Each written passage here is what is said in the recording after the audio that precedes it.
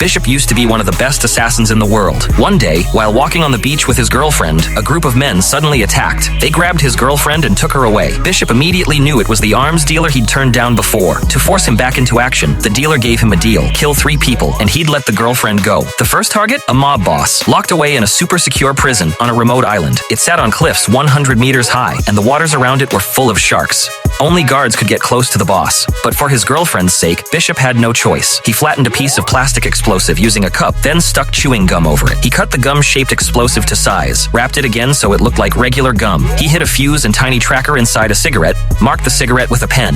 Then, he tattooed his face to look like a dangerous fugitive. Switched to photo ID to match his new look.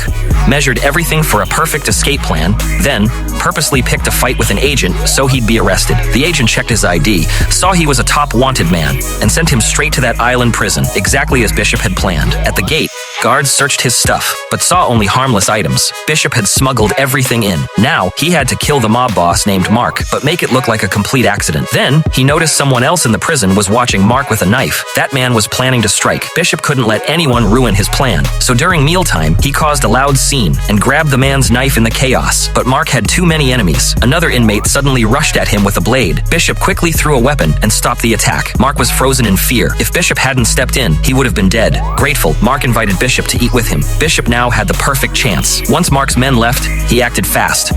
Covered Mark's mouth and nose with a cloth until he passed out. Then, he mixed old, expired flour into a paste and forced it into Mark's mouth to make it look like he died from food poisoning. When Mark's men wanted to check on him, Bishop posed Mark's body in a prayer position and quietly signaled not to bother him.